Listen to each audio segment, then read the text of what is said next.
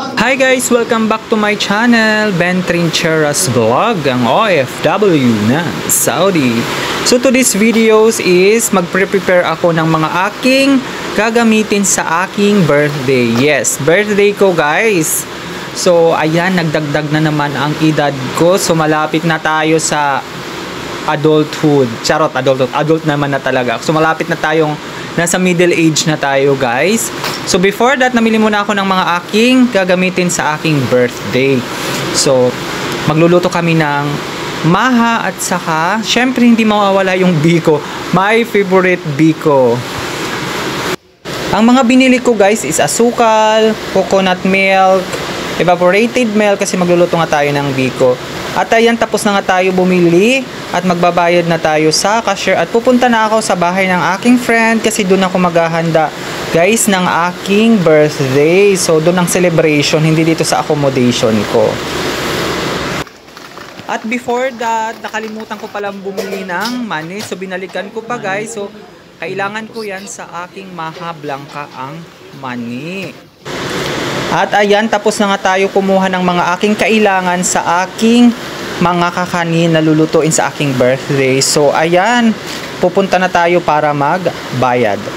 At fast forward na nga guys, nasa bahay na ako ng aking friends. So nagsaing na ako ng malagkit, kanin na malagkit or glutinous rice para sa aming biko.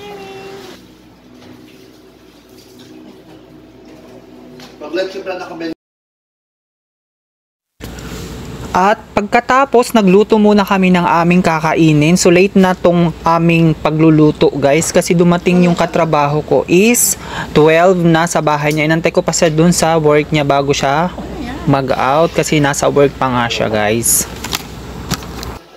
Ininit lang niya yung natira niyang steak nung nakarang araw. Yun ang aming, hindi ko alam kung umagahan na ba o hapunan kasi 12:30 na ng madaling araw.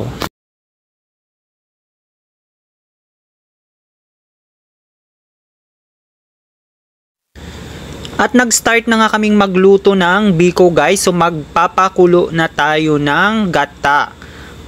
Pagkatapos niyan, isusunod na rin natin yung maha at saka yung leche plan. So ayan, naggawa na ng caramel tong aking friend. At ayan, ako ang nakatokang magluto ng biko guys. So medyo expert tayo dyan. Charot, expert talaga. Pero hindi ako marunong talaga guys magluto ng mga iba-iba pang kakanin. So mga niluluto ko lang talaga maha sa probinsya dati at saka yung biko kasi yan yung accessible sa akin dun sa probinsya. At ayan, pinapainit na nga natin tong gata at pag mamaya medyo malapot na siya, lalagyan natin ng asukal. Tapos pag sobrang lapot na, ilalagay na natin tong bigas or yung malagkit na glutinous rice. Napakadali lang ang pagluluto ng biko guys.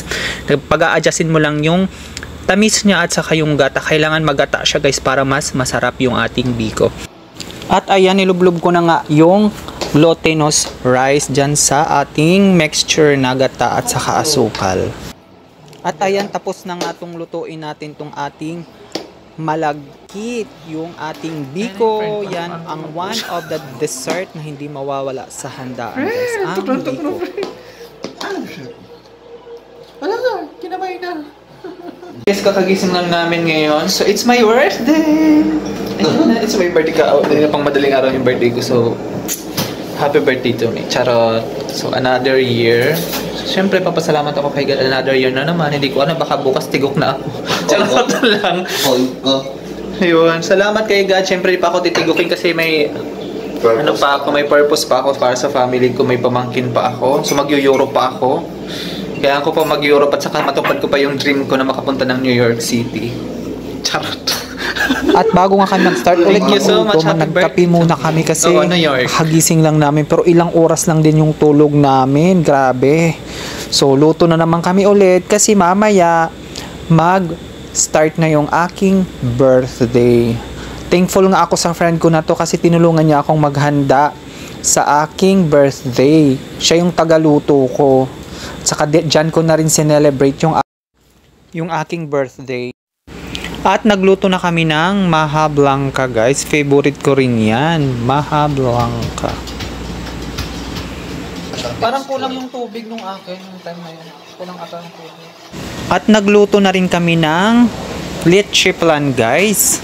Nagluto yung friend ko rin ng leche flan para mamaya sa aking birthday. Jobel dati. Dito siya nag-work? Dati sa Jobel yun.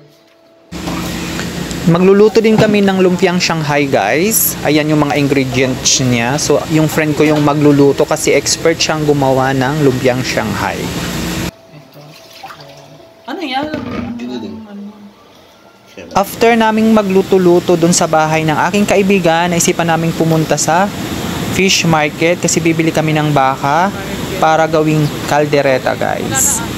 Kalderetang baka, yung aming ulam at saka pansit. Yun lang, simpleng handa lang guys para sa aking birthday. Hindi naman kailangan maging garbo yung handaan, yung sakto lang mairaos yung birthday ko. At nagpunta nga kami dito sa isang supermarket kasi bibili pa kami ng mga kakailanganin namin sa paghahanda sa aking birthday. Itong kaibigan ko, ang dami niyang binili. Ako yung bibiling ko lang talaga dyan is yung paper plate at saka yung baso. So naisipan pa niya mga bumili ng mga kailangan niya din sa bahay dito kasi ang mumura lang guys, promise. At ayan, nandito na nga kami sa mga plastic na disposable kasi gagamitin ko yan mamaya sa aking birthday kasi wala nga masyadong plato itong friend ko. So, yan na lang yung gagamitin para wala na ding hugasin, 'di ba? At dito na rin kami bumili ng biho na gagamitin sa pansit sa aking paghahanda sa aking birthday. So, mura lang naman yung pansit biho nila dito kaya dito na ako bumili.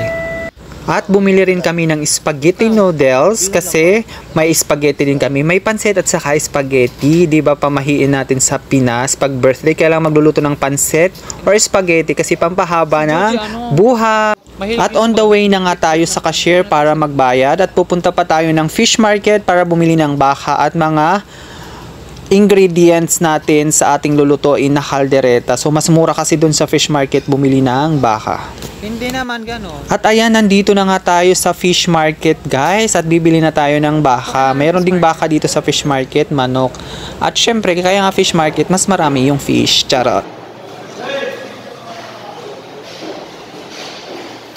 Hindi ka ng baka na.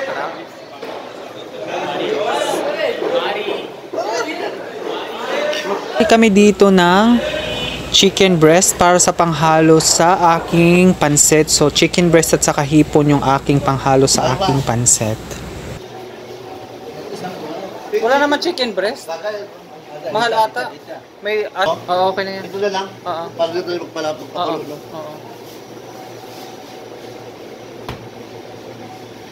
Pag nga talaga ng atay, hipon na lang. Oo.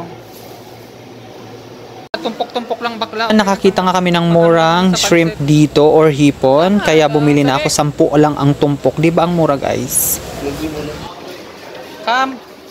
Tapo lang. Kam hada. Asyara? Oh, kalas. Tapos yung iba ay buttered shrimp. Hindi mo na malalagay lahat sa pansit yan. At pumunta din kami dito sa gulayan para bumili ng mga ingredients na ihalo namin sa kaldereta. Sige. May togi bakla. Oh.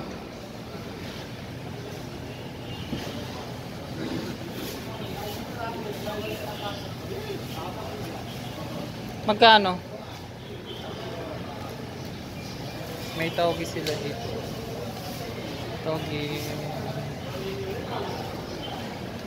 Tsaka kangkong pechay.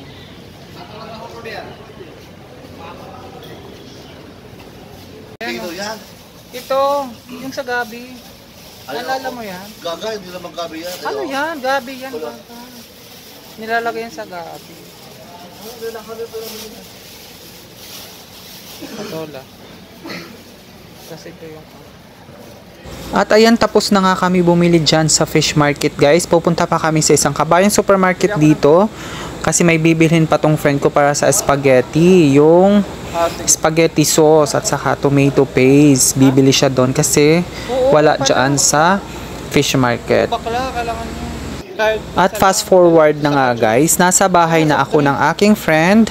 At ayan, nagutom kami guys, kaya kumain muna kami ng biko. Kasi parang gutomers na kami, hindi pa kami nagtatanghalian yan guys. At pinalambot na nga ni friend yung...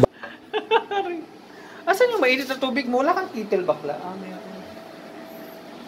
At nag-start na nga si friend din para sa lumpiang Shanghai at babalutin niya na ang lumpiang Shanghai. At ayan, naghihiwa na rin ako ng mga ingredients na ilalagay sa kaldereta.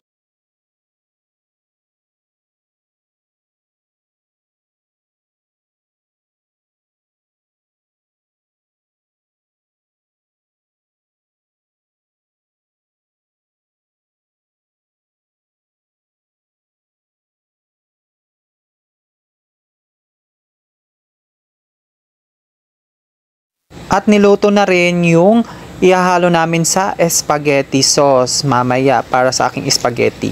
At nag-start na rin magluto to si friends sa ihahalo namin sa pansit.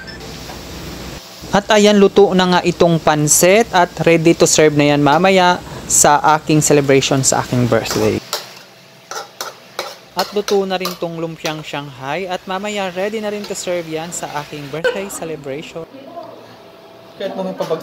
At mag-start na nga ang celebration sa aking birthday. So hindi ko na sabihin kung ilang taon na ako guys. So andyan na yung mga bisita. So mag-start na yung aking birthday.